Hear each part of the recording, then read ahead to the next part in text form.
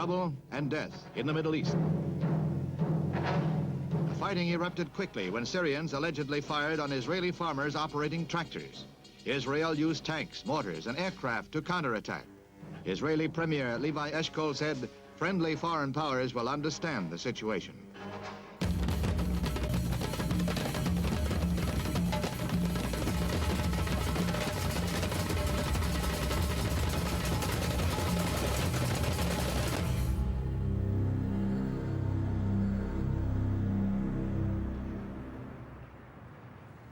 In May 1967, the leaders of the Soviet Union took a step that would change the map of the Middle East.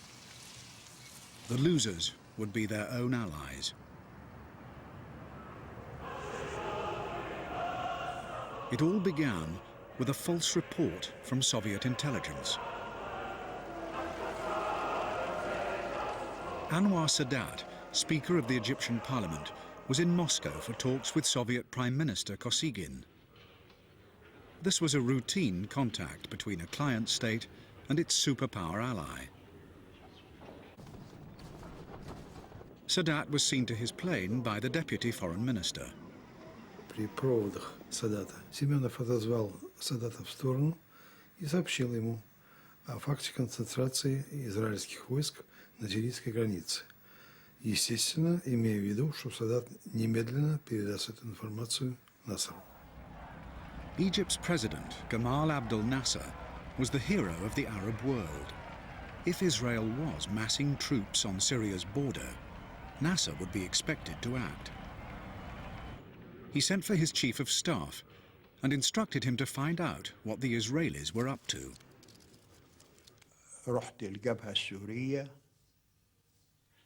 بين سوريا وإسرائيل فما وجدتش شيء غير عادي وطلبت منه آخر صور جوية عن الحدود فجاب لي صورة يوم 12/5 وصورة يوم 13/5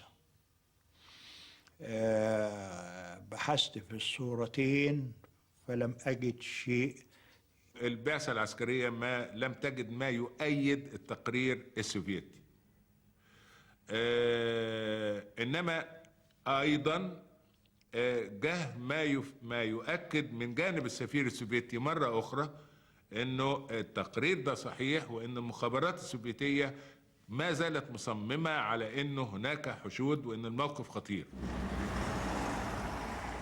Soviet diplomats spread the alarm throughout the region, even in Israel, as the Prime Minister and his wife soon found out. זה היה ב-2:10, 2:30, משהו לפנות בוקר, נכנס עדי כולו ישן, מה קרה, ולמטה בלובי נמצא השגריר הרוסי, והוא לבוש, כולו לבוש וכולו מצורת, והוא חייב לראות אותך מיד.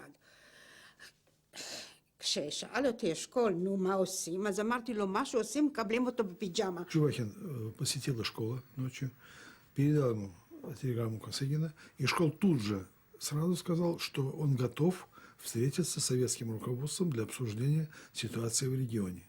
Чубахин כל הזמן הוא כולו מלא כעס ומלא זעם, אתם מגייסים ואתם למעלה. אשכול אומר, אתה רוצה שאני אלך כמו שאני עכשיו? אני מוכן הרגע לקום ולנסוע איתך לגולן ותראה שלמעלה, לא לגולן, כי אם למעלה לגליל, ושתראה שאנחנו לא גייסנו שום דבר, והשגריר הרוסי סניית. At that time, Soviet leaders believed they had America on the run in Vietnam. Some in the Kremlin sought to weaken America's influence in the world's second big trouble spot, even at the risk of another war. Мы думали, что в политическом плане, даже если война закончится в ничью, война будет определенным выигрышем, геополитическим выигрышем для нашей страны. Поскольку египтяне показали бы свою способность воевать нашим оружием, при нашей военной и политической поддержке, то есть можно было надеяться и рассчитывать, что соотношение политических сил на Ближнем Востоке после этого дела, после войны, заметно изменится. In Cairo, Nasser had mobilized his armed forces the moment he received the Soviet report. If Moscow's plan was to provoke a war, it seemed to be working. المعلومات اللي الروس ادوها لنا بتخلي الموقف يتصاعد طبعا. واصبحنا احنا ملزمين بان احنا نحرك قوات لسيناء تكون مستعدة للهجوم على الجزء الجنوبي من إسرائيل إذا إسرائيل حاولت تتعرض لسوريا. عبد الناصر كان مش عاوز يحارب إسرائيل. عبد الناصر عاوز يكتسب مظاهر دعائية إيجابية عن طريق استخدام القوات المسلحة كقوة. الضغط كان موجود من الإذاعات زي ما قلنا قبل كده، الإذاعات الأردن وإذاعات السعودية، إن عبد الناصر بيختبئ وراء الأمم المتحدة. Since the Suez War of 1956, United Nations troops had provided a buffer on the border between Egypt and Israel. Now, Nasser ordered them out. The eyes of the world focused on a small harbour at the edge of the Sinai Desert, Sharm el-Sheikh. اتصلوا بيا وقالوا لي قوات شرم الشيخ.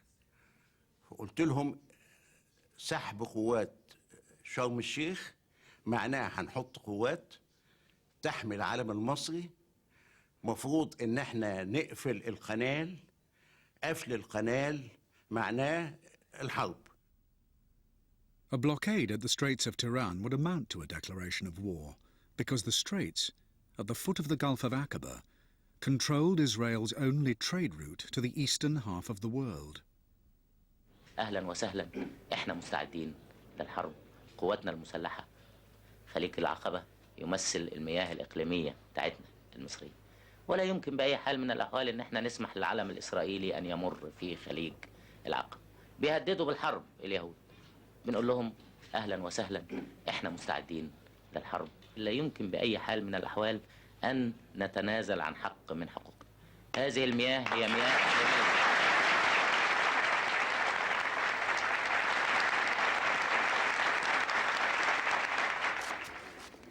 In Israel, the people prepared to defend themselves.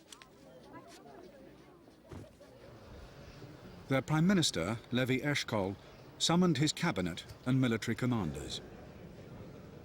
נאמר לו על ידי האלופים ועל ידי המטה הכללי שאין ברירה אלא לא רק לגייס, אלא שיש לנו זמן מאוד קצר לצאת למלחמה, 72 שעות, אולי יותר מזה, אבל אין לנו הרבה זמן, מפני שתחום הזמן הזה מאפשר לצבא המצרי להכניס יותר ויותר דיוויזיות. The generals saw Israel becoming increasingly vulnerable.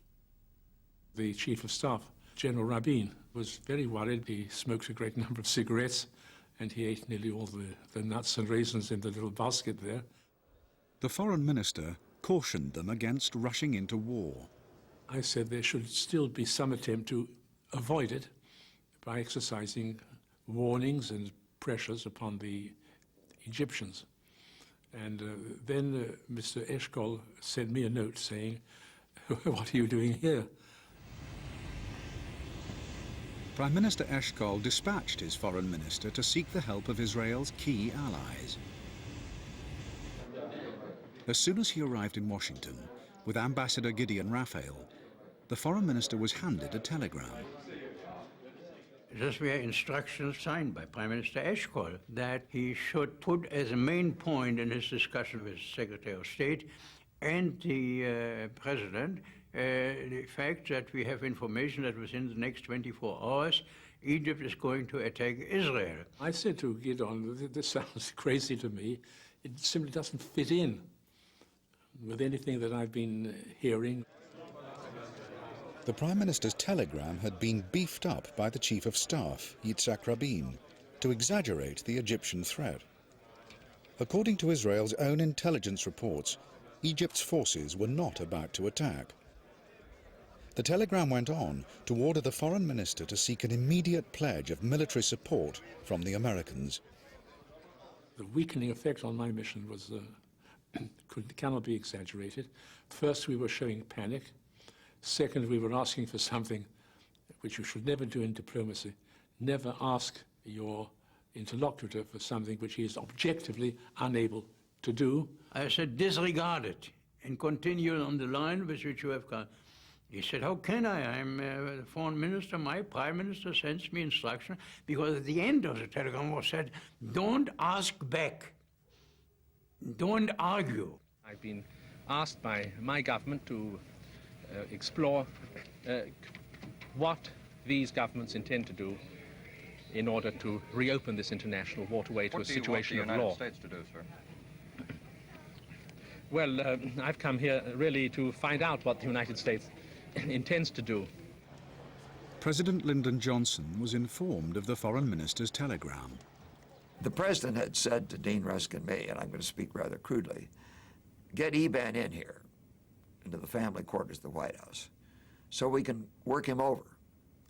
Because we had heard that the Israelis were about to preempt. They were about to attack the Egyptians. I was shown into one of the back doors at the White House to avoid the press. Eban talked at great length and eloquently. He always spoke eloquently, and he always spoke at great length. But what he had to say was very simple. This was a mortal crisis for Israel, and he wanted to know what the United States was prepared to do. The president, he simply expressed skepticism about the idea that Israel was in danger. He said, you are not in danger. You are in a very difficult situation, but you are not in peril. He said to Eban, we do not believe that Egypt is about to attack Israel. Moreover, if it does, you'll lick 'em. To make the point, President Johnson asked for the Defense Department's assessment of the likely outcome of a Middle East war. We had concluded that if Israel preempted, they could win clearly in a period of about 7 days, as I remember. We had also estimated that if they did not preempt and Egypt attacked first, that it would take somewhat longer, perhaps 10 to 14 days. Then the president took out a piece of paper and started reading from it as though this was some kind of a sacred text. And what this document said was, Israel will not be alone unless it decides to be alone. If you go alone, you'll stand alone. That was a very cold-blooded statement. We will not come to your defense if you preempt. We cannot come to your defense if you preempt. As Israel received its warning in the White House, an Egyptian delegation was heading towards the Kremlin. دخلنا ولم نرى حتى شوارع موسكو وبدأنا بقى في المباحثات بياخدونا بالسيارات مغلقة أيضا إلى داخل الكرملين. The Soviets, like the Americans, warned their client not to be seen as the aggressor. Премьер Косыгин сказал, передайте Нассеру, если вы нанесете первый удар, это может привести к расширению войны и, так сказать, вовлечению в этот конфликт и великих держав. Американцы и другие не останутся в стороне. فقلت له احنا مهدين الموقف. يعني وقفل الخليج ده معناه مش معناه ان احنا هنحارب امريكا. The Soviets made it clear that they meant what they said. سألنا أساساً عن التعاقدات اللي كانت موجودة عشان تتنفذ بسرعة، خاصة قطع غيار الطائرات اللي زي ما قلت أنا قبل كده كان ممكن ناخدها في إيدنا في شنطة. Оружие египтяне всегда просили, при любом случае, при любых переговорах, на любых уровнях, в том числе и Бадра. مش بيرفضوا تزويده لنا، بيقولوا ده مش موجود أساساً، ملوش وجود. فعلا صدمت، يعني قلت مش ممكن يعني الاتحاد السوفيتي الصديق يعني كيف يتعامل معنا في هذه الأزمة بهذه الصورة، والحرب قد تكون على الأبواب. Nasser got the message. The Soviets would back him only if he did not appear to be the aggressor. His commanders were instructed to stay on the defensive, ready to absorb an Israeli attack. قائد القوات الجوية على كرسي كان قاعد على الكرسي وقف وقال it will be crippling. قال له يا سيادة الرئيس الضربة الأولى will be crippling. قالها بالإنجليزي، يعني الضربة الأولى هتكسحني، هتكسح القوات الجوية. فبص له عبد الحكيم عامر رد عليه قال له طب يا صدق تحب تحارب إسرائيل، تاخد الضربة الأولى وتحارب إسرائيل ولا ما تاخدش الضربة الأولى وتحارب أمريكا؟ But the war fever in Cairo had become unstoppable. Popular hatred of Israel, which Nasser did nothing to discourage, now swept him forward and drove other Arab rulers to his side.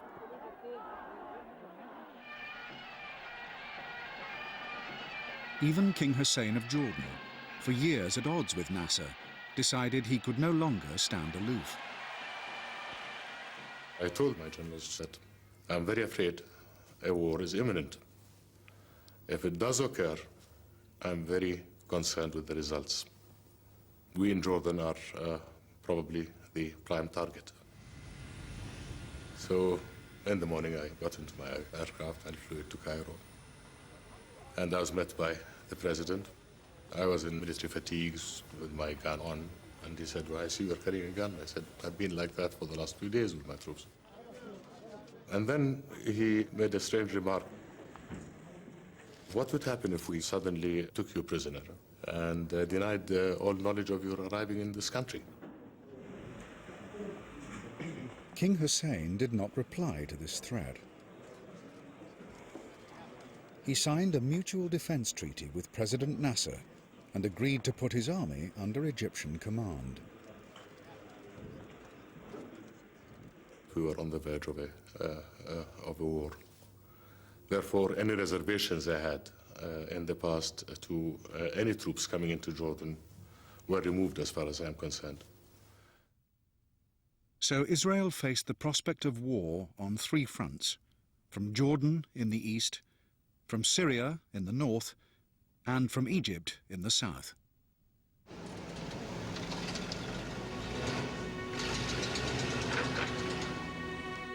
By now, Israel had been mobilized for more than a week. All males aged 18 to 55 were called to serve. Most vehicles were requisitioned, most factories closed. Israel could not stay fully mobilized for long. But still, Prime Minister Eshkol hesitated. He came to military headquarters to remind his generals of America's warning. Israel must not go alone. והוא ניסה להסביר שעושים מאמצים דיפלומטיים בארצות הברית ובאירופה ולנסות להגיע להסדר עם נאסר. זה לא התקבל על הדעת, עלינו. Flanked by his chief of staff, the Prime Minister found himself face to face with a rebellion. מדי פלד, שבדרך כלל היה די שקט, בר בקול גבוה, הוא ממש צרח על הממשלה. למה אתם מהססים? למה אתם מפחדים? ואני אמרתי לו, אשכול, עומד לרשותך הצבא טוב ביותר מימי דוד המלך. ואם לא תתקוף, לא ישכחו לך את זה. ואם תתקוף, אתה תנצח וישאו אותך על כפיים בהיסטוריה. To regain the confidence of his generals, Prime Minister Eshkol appointed a new Minister of Defense, Moshe Dayan, hero of the 1956 Suez War. Because the number of their forces is bigger than ours, but still I hope that we can make it, but much depends, very much depends, upon where the battle is. The generals also asked for a second envoy to be sent to Washington. The Prime Minister agreed. הוא אמר, תשמע, מאיר, אני מציע שתיסע לוושינגטון ותברר בדיוק מה קורה שם. His mission was to see if the Americans would lift their veto on an Israeli first strike. The Pentagon had quite enough trouble in Vietnam and didn't want another war. So the head of Mossad called at the Pentagon to sound out the Secretary of Defense. אני אמרתי לו, אתה יודע מה מצבנו, אני באתי לכאן בשליחות לא פורמלית, אבל בידיעת ראש הממשלה, ואני רוצה לומר לך שאנחנו לא רוצים אף חייל אמריקאי על אדמת ישראל, אנחנו יודעים את ההסתברות שלכם בווייטנאם. He was doing most of the talking. I did ask one or two questions. ואז אמרתי לו, תראה, אני חוזר הביתה, אני הולך להמליץ שאנחנו נתחיל לפעול. I was friendly during my discussion and friendly as he left. But he didn't ask for answers, he got no answers. אני כמובן קיבלתי חיזוק לעמדתי שצריך לפעול. The head of Mossad raced back to Israel to report to the Prime Minister and members of his cabinet. אני ישבתי בצד זה של הדלת, הם ישבו שם בפנים, ויושבים לילה שלם ודנים. אני מסרתי בצורה מפורטת על כל מה שקרה לי בוושינגטון, והצגתי את העניין, ואמרתי, אני ממליץ שאנחנו נצא למערכה מה שיותר מהר. אני אומר להודות שאיש מהשרים לא, בישיבה הזאת לא היה נגד.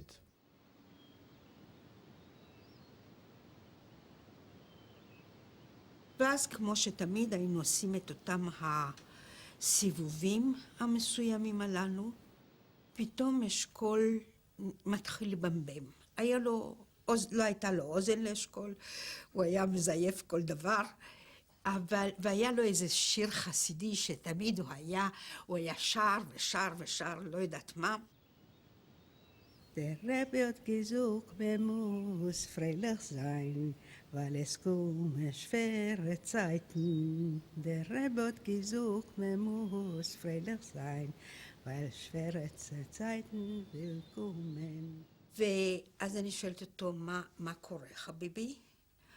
ואז הוא אומר, תראי, מחר תתחיל המלחמה, תהיינה אלמנות, יתומים, הורים שכולים, ומי יודע מה ילד יום.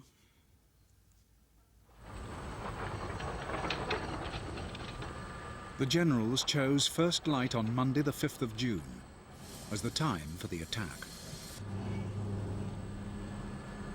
נדברנו, גם הרמטכ"ל ואני, שאנחנו ברביעי ליוני בערב ניסע הביתה, לישון בבית. כי הטמטמס במדינת ישראל עבדו כמו בג'ונגל. עכשיו, אם מפקד חיל האוויר והרמטכ"ל באים הביתה, ואנחנו שנינו גרנו באותה שכונה בצהלה, אז ידעו כולם שמחר שקט, הרמטכ"ל ומפקד חיל האוויר ישנים בבית. From 7 o'clock the next morning, leaving behind only 12 fighters to defend Israel, 180 aircraft took off for Egypt.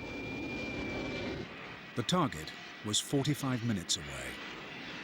טסנו על הים, בגובה הגלים, על הים בערך כ-15 דקות. היה אסור לנו לדבר ברדיו. והמשכנו על הדיונות, נמוך מאוד מאוד. חצינו את תעלת סואץ על יד קנטרה ונכנסנו לתוך הדלטה. טסנו על הדלטה נמוך כשחקלאים מנפנפים לנו בידיים לשלום, הם חשבו שאנחנו ודאי חיל האוויר המצרי. Most of the Israeli squadrons flew out to sea, far to the west. They had extra fuel tanks to enable them to fly past their targets, Egypt's air bases, and steal up on them from the rear. זה היו 45 הדקות הכי ארוכות בחיים. אף פעם לא הערכתי כמה הרבה זמן זה 45 דקות. השעון כל הזמן לא זז ולא זז ולא זז, זה הלך לאט לאט לאט לאט. As the Israeli bombers approached their targets, the Egyptians received a coded message from Jordan. شافوا الطيارات الإسرائيلي وهي متجهة إلينا، فبعت إشارة من مطار عجلون إلينا للإنذار. هذه الإشارة بالشفرة. كانت الشفرة بتاعتنا اتغيرت قبلها بيوم، فتأخر فك الإشارة. الرجل اللي مسؤول في كوبري القبة عند وزير بيكلم الدفاع الجوي بيقول له عملت ايه في الإشارة اللي جات لك عنب عنب؟ قال له إشارة ايه؟ זה היה בדיוק 7:45, משכנו לגובה 6,000 רגל, הסתכלתי למטה, ראיתי את המיגים בוהקים, מבריקים בצידי המסלולים, עם הטייסים יושבים בתוך תאי המטוסים, בתוך הקוקפיטס, ואז בעצם הייתה לי ההרגשה, הצלחנו להפתיע. The Israelis began their attack by destroying the runways to prevent the Egyptian aircraft from taking off.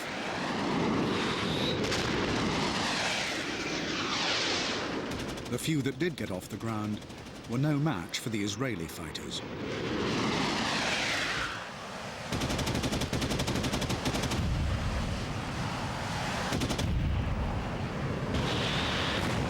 رد عليا رئيس العمليات القوات الجوية، يا نوفل يا نوفل يا نوفل يا نوفل أفندم، المطارات بتاعتنا بتنضرب. قلت له يا بركة ايه اللي الكلام اللي انت بتقوله ده؟ قال المطارات بتنضرب. قلت له المطارات بتاعتنا احنا؟ قال اه. قلت له وعبد الحكيم عامر فين؟ والقيادات فين؟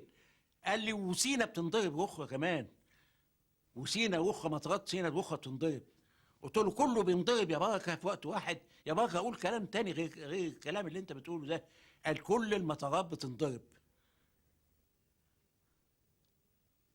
حطيت السماعة لقيت الجمص بيكلمني، احنا بننضرب. صدقت بقى الكلام لأنه جالي من مصدر تاني كمان. وفي هذه الحالة بكل وأنا لوحدي. He was alone because while the Israeli bombers were on their way, his commander-in-chief, Marshal Amar, had left with the Minister of War and his top brass to inspect their defences in the Sinai. يعني الطيارة مشيت طارت حوالي 15 دقايق لغاية ما عرفنا الموقف وإن الإسرائيل ابتدت تضرب القوات الجوية. فرجعنا تاني المطار وما كان العربيات مشيت، فاضطرينا ناخد تاكسي عشان يودينا القيادة العامة، مقر القيادة. By the time Marshal Amar's taxi got him back to headquarters, Egypt's air force was destroyed.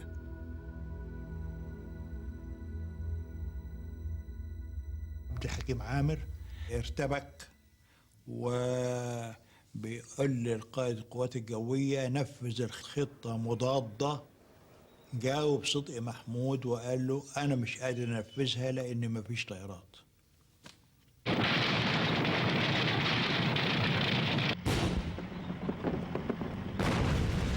In the Sinai, Egypt had 3 times as many tanks as Israel, but with no air cover, their cause was hopeless. عبد الحكيم عامر نداه لي وقال لي أنا عاوزك تحط لي خطة لانسحاب القوات إلى غرب القناة. The commander-in-chief, Hakim Amar, had been a close friend of the president for more than 20 years. They had fought together as young officers. Together, they had planned the coup which brought down the Egyptian monarchy. Now, the defeated president phoned his defeated commander-in-chief. وأنا كنت موجود، ما كانش حد تاني موجود. عامر ابتدى يعيط، قال اسمه مجرد يا جمال، رجع أولادنا سالمين يا جمال. وقفل السكة. قلت له إيه العياط ده كله؟ إيه اللي بيحصل؟ قال لي هو ابتدت التليفون بيقول لي سامحني يا حكيم، أنا عملت الكارثة دي، سامحني يا حكيم. وقعد يعيط عبد الناصر في التليفون.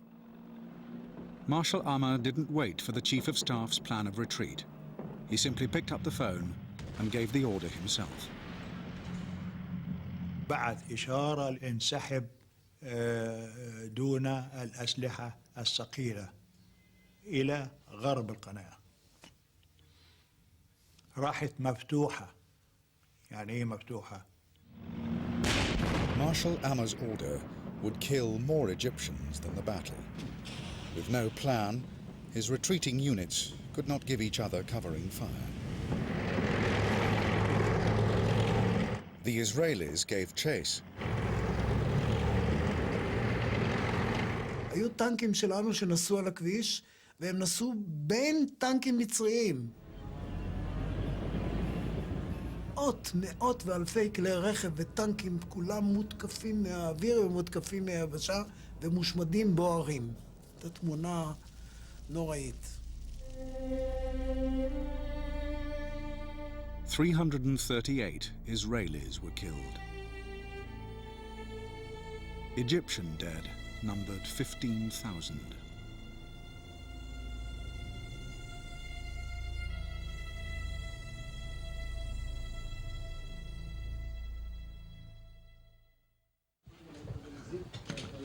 At 9 a.m. on the first day of the war, just after destroying Egypt's air force, the Israelis had contacted the King of Jordan.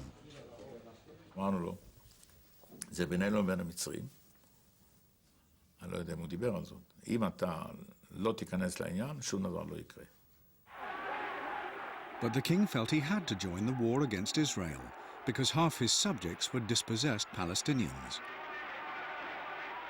If Jordan took any other action or any other course, Jordan would place itself in a position of disintegrating from within, leading to an Israeli occupation of Jordan anyway. בערך ב-10:30, 11, משהו כזה, התחיל להפגיז גם לאורך הקו הירוק. ואנחנו הסתכלנו אחד על השני בפיקוד, אני הייתי אז בעמדת הפיקוד, ואמרנו, זה לא יפה. ואמרנו, אם ככה לוקחים אותו. The Israelis seized the chance to fulfill a 2,000-year-old dream, to gain control of the old city of Jerusalem. They fought their way to the hills overlooking the city.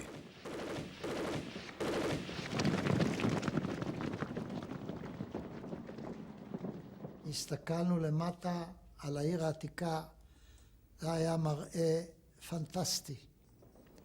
יום יפה, שמש, גולדן דום, מבריק בשמש. בוודאי הייתה הרגשה שהאום עומד להתערב. אז חשבתי לעצמי, תכף ייתנו לנו פקודה של הפסקת אש. איך אני אסתכל על עצמי בעיני ההיסטוריה? זה לא בא בחשבון. Before he could move on Jerusalem, the general needed the okay. אז חיים בר-לב אומר, עוזי, יש לך אישור של הממשלה להיכנס לעיר עתיקה. צריך לעשות את זה מהר ובשכל.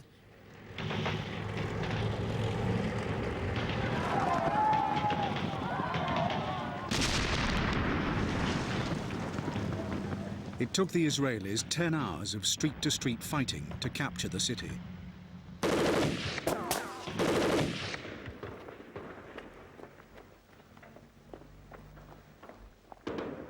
When the troops were on the brink of victory, their commanding officer received a call from the defense minister. משה דיין היה איש חכם ואיש יחסי ציבור מדרגה ראשונה.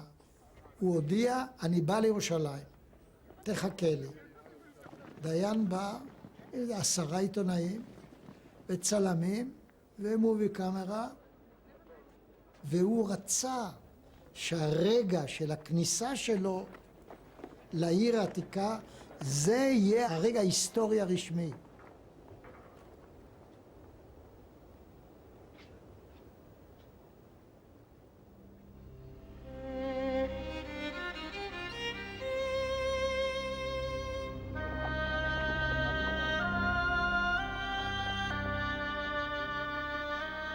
When the battle ended, Jordan had lost not only the old city, but all the land it held on the west bank of the Jordan River. I went out to the front and I could see people crossing over in small groups, very tired. You know, all the years that I spent since 1953 trying to build that country and build that army, all the pride, all the hopes, I saw it just destroyed. I never received a more crushing blow than that.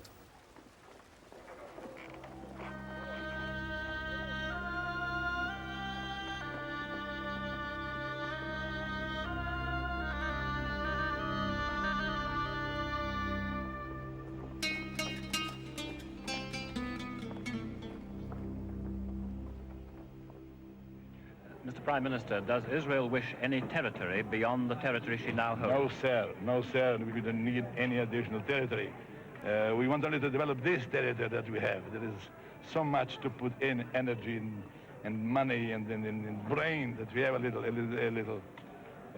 We don't want any additional territory.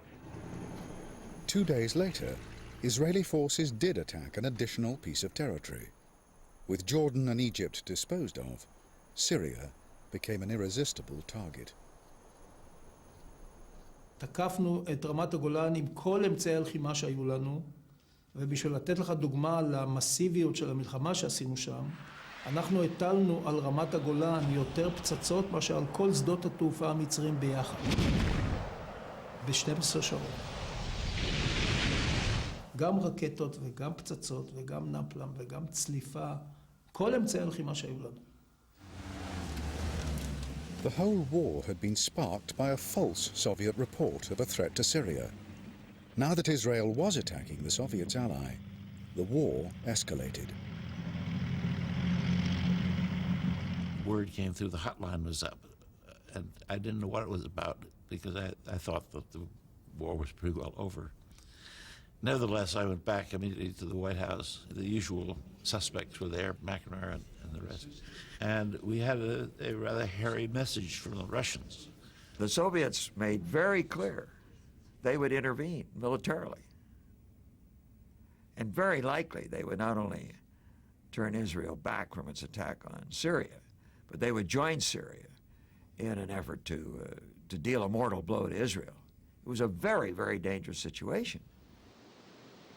The Soviets were not bluffing. Strategic Bomber Command in the Ukraine had received orders to prepare 4 squadrons to fly to the battle zone.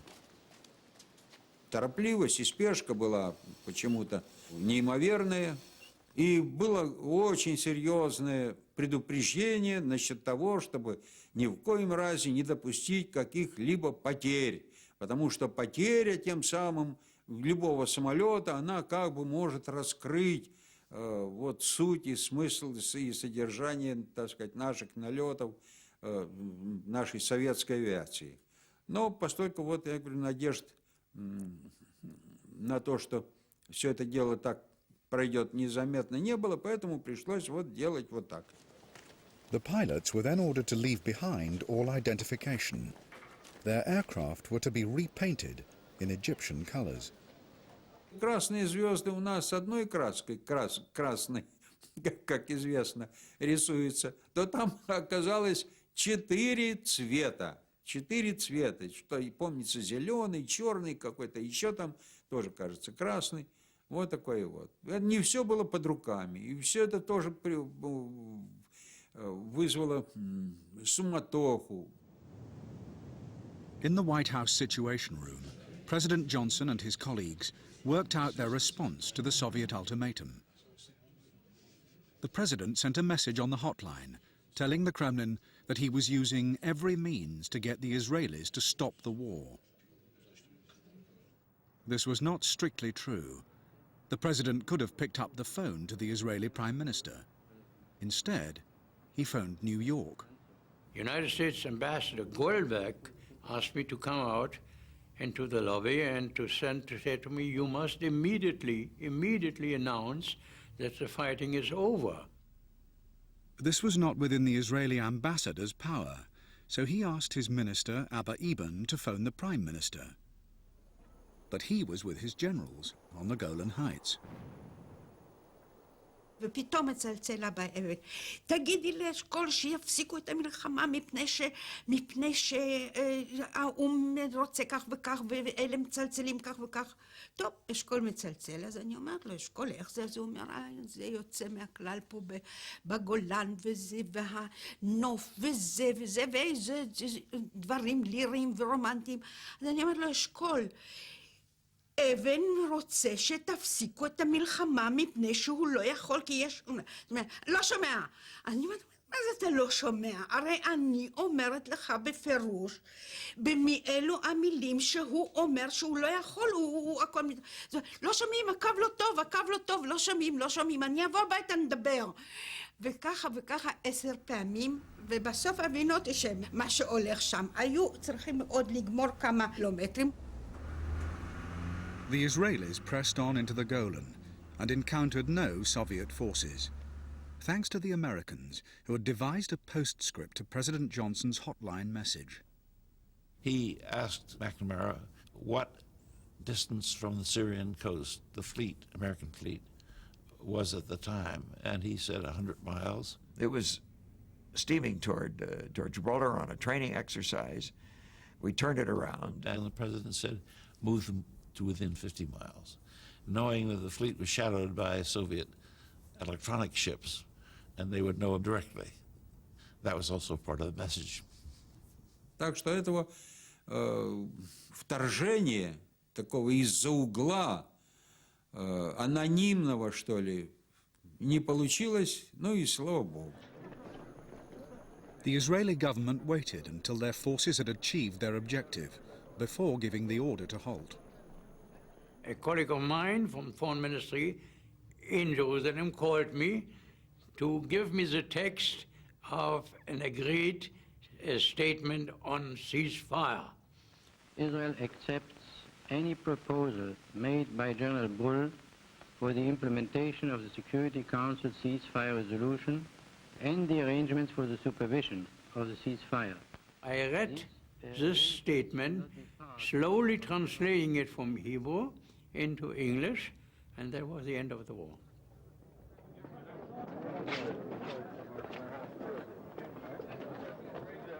In 6 days, Israel's armed forces had quadrupled the territory their country controlled. From Syria, they had taken the Golan Heights. From Jordan, the West Bank and the old city of Jerusalem. From Egypt, Gaza and the Sinai. With so much land to trade, Israel had its best ever chance for peace.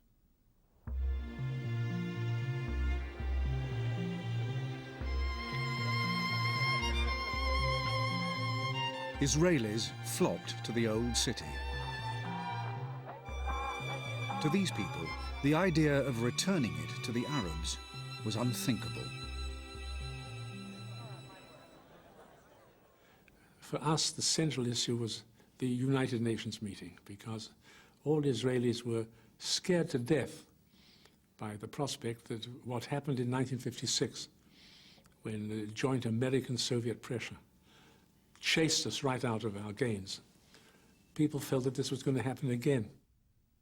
The cabinet determined to hold on to Jerusalem forever and to the West Bank for the time being. To win support for this at the UN, they decided to offer the Golan Heights back to Syria and the vast empty expanse of the Sinai Desert to Egypt. The idea was that we should reach an agreement with the United States that they would work against resolutions calling for our immediate and unconditional withdrawal. But when the foreign minister brought the offer to the Americans, they judged that Israel could be persuaded to go further and hand back all the captured territories. Eban had told us, we are not interested in territory, so that it was not based on any desire that Israel may have had to acquire territory. That week, President Johnson was hosting a summit for Soviet Prime Minister Kosygin. Eager to appear as peacemakers at the UN, the two leaders approved a draft peace resolution. In Cairo, the draft was scrutinized in the Foreign Ministry. It came down to whether, in exchange for the return of all captured Arab territory, Egypt would recognize Israel's right to exist. ووصلنا إلى نتيجة أن هذا المشروع هو أفضل ما يمكن قبوله. وقدمنا هذا الرأي إلى وزير الخارجية. But Cairo was still reeling from the shock of the defeat and the political upheaval that followed it. عبد الناصر قال يعني احنا خسرنا ما فيش فايدة نقعد.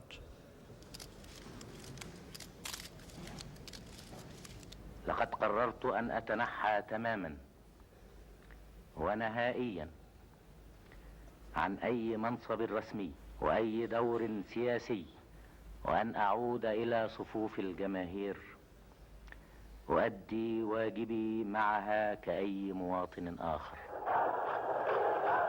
After his broadcast, crowds surrounded the presidential palace and begged Nasser to stay. يعني أغلبية المظاهرات اللي حصلت كانت حقيقية عن شعور حقيقي. لكن الشيء الثاني اللي اتعامل برضه ان علي صبري بعت برقية لجميع وحدات الاتحاد الاشتراكي في جميع أنحاء الجمهورية بالاجتماع في مقر الوحدات بأكبر قوة ممكنة عشان يسمعوا الخطاب. فالحق التصرف الطبيعي بعد ما يسمعوا الخطاب انهم هيطلعوا من الاجتماع بمظاهرة يقولوا عايزين ناصر، لا زعيم إلا ناصر. Nasser stayed on as president. His old friend, Marshal Amer, became the scapegoat. He refused to resign, so Nasser had him arrested. He died in custody. It was said in Cairo he was suicided. In this turbulent atmosphere, Nasser rejected the Soviet-American peace plan. عشان الاقتراح ده يتنفذ لازم حد تاني يعمله مش عبد الناصر. لازم عبد الناصر يسيب السلطة لأنه هو البطل العروبة وإزاي يبقى هو يقعد مع إسرائيل على مائدة مفاوضات. In New York, the Israeli foreign minister was shown the superpower's draft peace resolution soon after it had been sent to Cairo. The paper really made our hair stand on end because it talked about withdrawal from all the territory. And when it came to peace, it didn't say just and lasting peace. In other words, it was very deficient for our ears, and I exploded in indignation. Israel had shown its enemies that it was here to stay, and it held enough Arab land to bargain for recognition. But it would take another war before the first peace deal would be struck.